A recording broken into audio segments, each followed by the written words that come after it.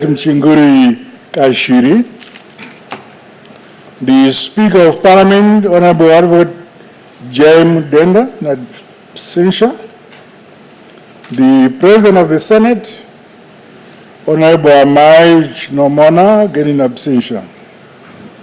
Members of the Politburo who are here, Honorable Ministers and Deputy Ministers who are here, the Attorney General, Honorable V. Mabiza. I want to congratulate Dr. Kest Coventry.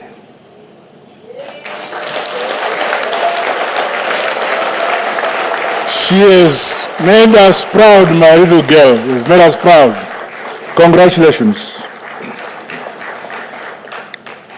The Chief Secretary to the present Cabinet, Dr. Martin Lushoya, Chairman of the Public Service Commission, Dr. Vincent Ungwe, Service Chiefs, senior government officials who are here, the Mayor of the City of Harare, His Worship Councillor J. Mafume, mayors and chairpersons and chief executives of public entities and local authorities who may be here. Ladies and gentlemen, comrades and friends, I warmly welcome you all to this momentous occasion, which has become a key feature of our calendar as we accelerate the implementation of Vision 2030.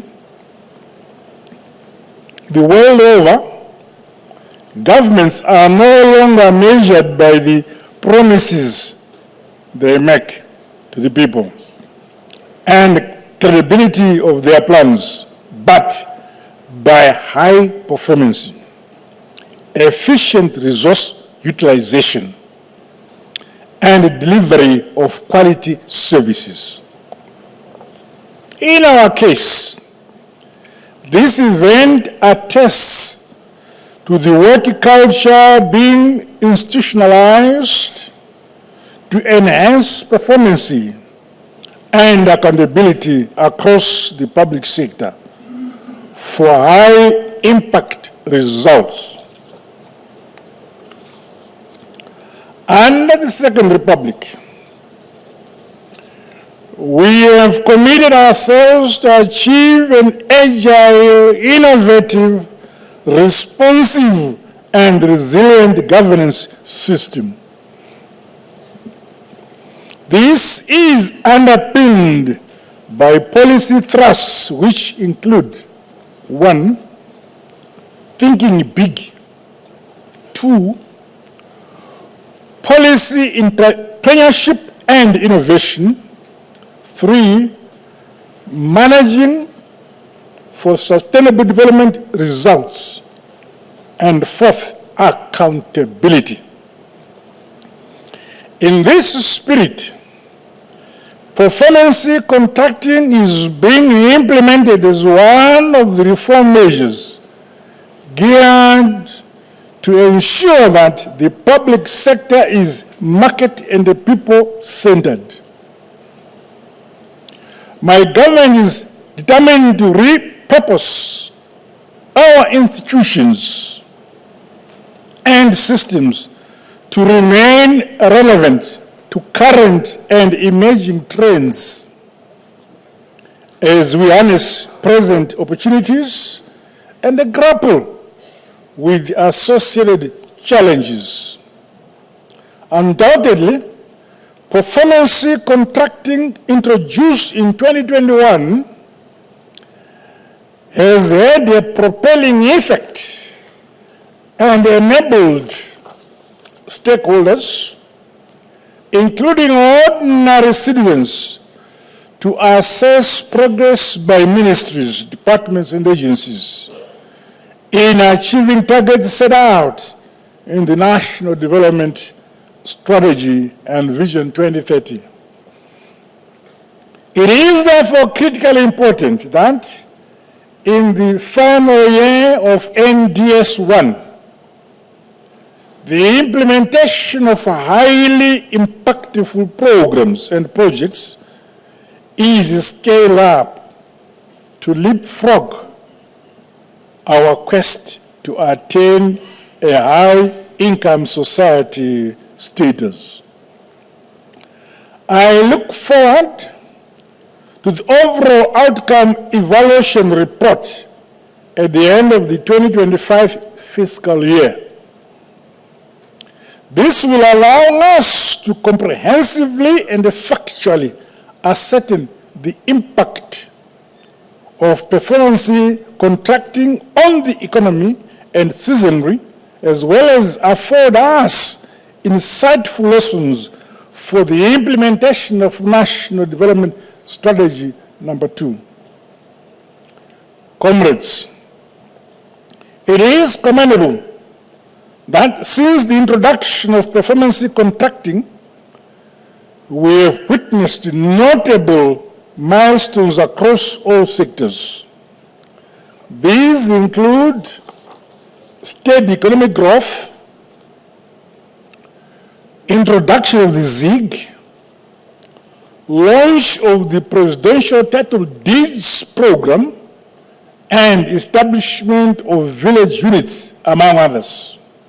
A culture of accountability, integrity, efficiency, and effectiveness is also applauded. Meanwhile, performance contracts and internalization of the integral result-based management principles are driving programming and a new work ethic within our government. Furthermore, the performance ratings, awards, and recommendations have also enhanced policy and structural responsiveness while injecting positive competition among the MDAs. Riding on the current momentum, more reforms will continue to be implemented, guided by global best practice, which takes into account the unique needs and challenges of our country. The public sector must resist the temptation of complacency and comfort.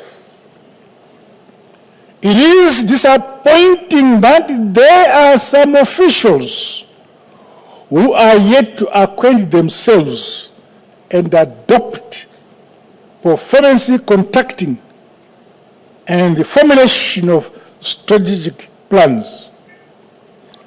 Public sector officials are directed to keep up with these ongoing reforms. On its part, my government will continue to roll out sensitization and training in results-based management across the public sector at all levels. Digitalization of performance contracting will also see increased efficiencies within our systems, while benchmarking with the best practices remains ongoing. The whole of government and society approach is being strengthened through consultative engagements with grassroots communities and the private sector, as well as bilateral and development partners. The enactment of the Government and the Results Act is envisaged to consolidate the nexus between public sector performance and accountability for results. Alignment between planning and budgeting and enhancing the rewards and sanctions mechanisms remain priority areas of focus. It is notable that this year's performance contracts have been extended to deputy ministers, deputy chief secretaries, public service commissioners, the clerk of parliament, and secretary to the Judicial Service Commission. Additionally, the introduction of joint performance contracts for programs and projects will be implemented with effect from 2026. This should bring traction in the completion of projects while improving resource allocation and utilization. These interventions equally provide avenues for the incorporation of private sector and development partners into public sector programming.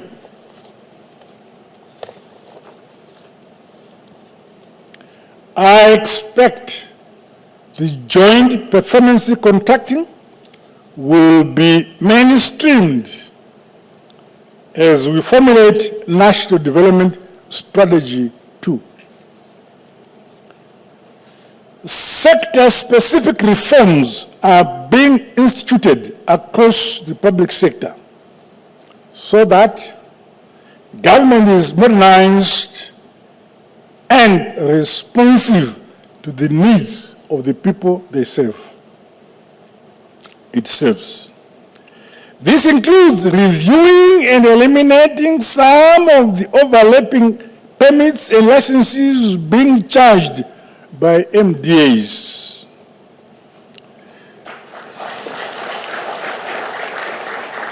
The streamlining of cumbersome bureaucratic procedures affecting the ease of doing business is also being prioritized.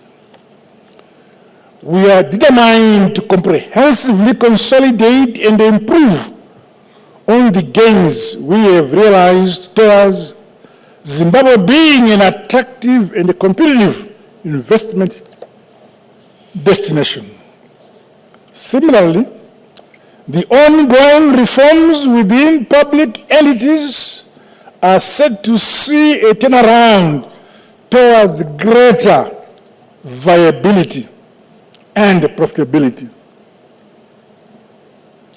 Key to this strategic refocusing was the creation of the Zimbabwe Sovereign Wealth Fund under the Mutapa Investment Fund.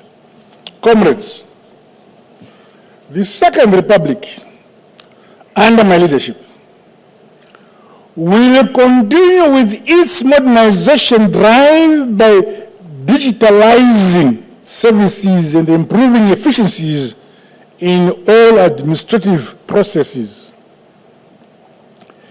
Clear deadlines must now be issued, requiring that relevant online services be deployed across the public sector to improve convenience to our citizenry.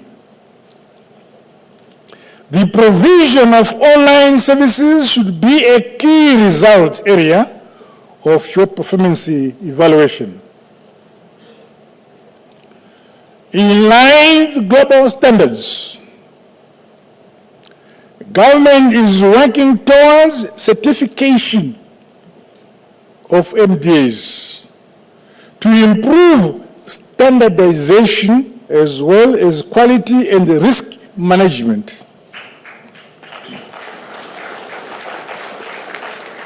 With regards to devolution and decentralization agenda, let me reiterate that provinces are expected to emerge as dynamic and competitive economic hubs with marked growth across all sectors. Ministers of Provincial Affairs and Devolution are thus directed to champion the implementation of people-centered development projects in their respective provinces. May I emphasize that ministries, departments, and agencies, and as a whole, are directed to adopt synchronized, coordinated, and results-driven governance frameworks. Under my administration, the public sector succeeds as one united team.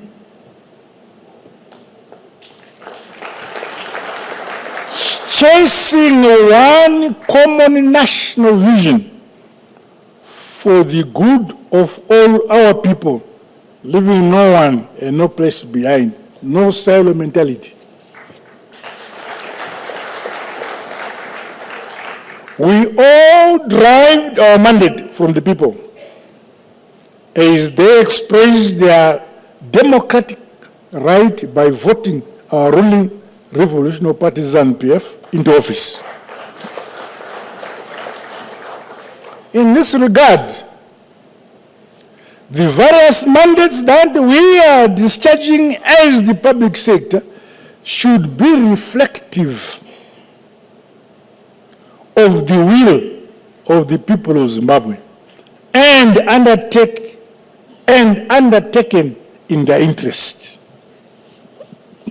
Individually and collectively, we all have a duty to empower and uplift many more of our fellow country people, and men and women, the young and the old alike, as well as our boys and girls, out of poverty into prosperity. Let us never betray the sacred trust and confidence that the people have entrusted on us and our colossal mass party, ZANU-PF. In concluding, I urge us all to wholeheartedly serve our country with honesty, unflinching patriotism, uttermost professionalism, humility, and unquestionable integrity. Together, we are building a prosperous, modern, and industrialized Zimbabwe for the present and the future generations. And that mandate and the task is on us all. With these remarks, I wish to congratulate those who have received recognition and awards at this ceremony. Makorokoto Amslope. God bless you all. God bless Zimbabwe.